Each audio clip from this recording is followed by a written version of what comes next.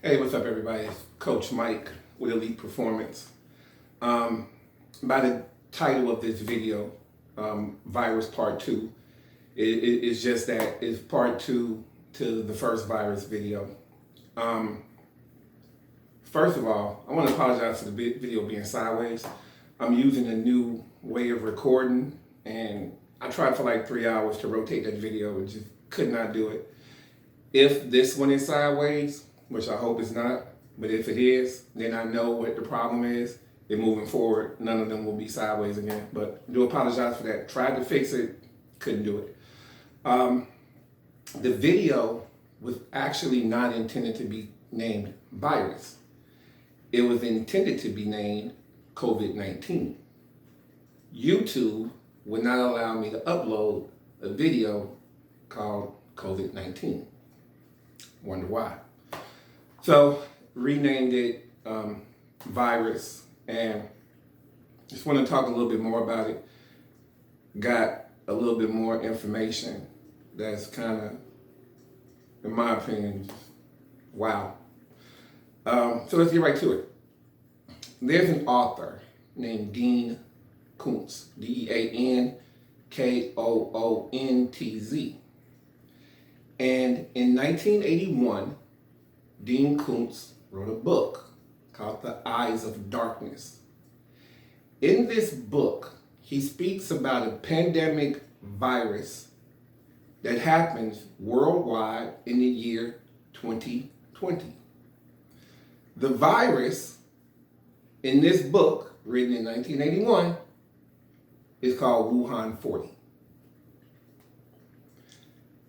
I don't believe in coincidence. You know, I seriously live by, certain principles, but definitely the principle of cause and effect. You do this, this happens. You do this, this happens. I don't believe that things just happen. I don't believe in oops or whatever the case may be. So I just find it really, really interesting that in 1981, someone wrote a book about a pandemic strain of virus worldwide that happens in 2020 named Wuhan 40. To me, that's, wow. It's kind of like, I could put a link in the description to this video that would take you to another video where a Rockefeller associate, all right, talks about the hunt for bin Laden before it happened. He's talking about they're going to be looking in caves. They're not going to be able to find people. This war is not meant to be won. It's meant to be sustained for monetary gains and all that. Before 9/11 happened. Right? I got the video in my YouTube library where this guy's talking about it before it happened. So it's real easy for me to say there's definitely a connection. There's definitely a correlation between what this guy wrote in 1981 and what's going on now, which really further validates what I'm saying, that it's not as bad as you think it is. It's not. The news is lying. Like I said, I'm having fun at home, but it is what it is. The news is lying. There was a guy named Edward Bernays. Edward Bernays, it was Sigmund Freud's nephew. Now, nephew through marriage, but nephew nonetheless. So I'm sure Sigmund Freud had a big influence on this guy. He's known as the father of marketing or the father of propaganda, whichever word you want to use, because they're both the same thing. And he started a campaign in 1930s, early 1930s, to get American women hooked on cigarettes. Research it, look it up. And he was successful, he did it. Years later in an interview, when they asked him, how were you able to convince the American women to smoke cigarettes? This is what he said, all right? Pay attention, this is what he said. Back in the 1930s, I don't have to convince the American people of anything. I have to convince their doctors. Americans will listen to their doctors. It's true to this day. At the end of the day, the bottom line, everybody's afraid not because of the news. The news is just broadcasting what the doctors are saying. This all comes back to what the MDs are saying, the allopaths, the people that don't practice medicine. Comes back to what they're saying. And, Edward Bernays hit it square on. You don't have to do anything to American people. Just get the doctors on board. Americans will listen to it. Hands down, they'll listen. And look around. Most people are listening, And it's sad in that all doctors, whether you're an allopathic doctor, naturopathic doctor, homeopathic doctor, doesn't matter. All doctors take what's called the Hippocratic Oath. And the Hippocratic Oath is an oath to do no harm. And clearly the MDs forgot it as soon as they take the oath because they don't abide by that. Them and the pharmaceutical companies, they don't abide by that. All they do is harm. We go back to 1905, Alzheimer's was barely existing. Now it's like, the third leading cause of death? You introduce statin drugs in 1980. 1988, here comes this obscure disease, Alzheimer's. Since 1980 to now, with statin drug use on the rise, with Alzheimer's on the rise, heart disease hasn't went down. Heart disease has not been affected. The rate of heart disease is steadily going up. And that's the MDs, that's the pharmaceutical companies. And I can go on and on and on and on. You got how many people, the cost of diabetes, in this country worldwide, taking insulin when diabetes was cured in 1957. Look it up. Dr. Walter Mertz worked for the USDA. Right? It's mineral deficiency. Well, it's several mineral deficiencies. It's a few of them. But it's cured in 1957. They always talk about the cost of healthcare. It's costing the American people this much money for, heart disease and this much money for this and this much money for that. But they never flip it and say it the other way. If it's costing the American people this much money, then somebody's earning this much money. What about the profits that's being made? Let's look at it from that point of view. All right? And then ask yourself, when you look at the profits being made, do the MDs and pharmaceutical companies have your best interest in mind? They don't have my best interest in mind. If you think they got your best interest in mind, so be it. Keep thinking that, You can't change anybody's mind. I don't even want to change your mind. But clearly, something is wrong.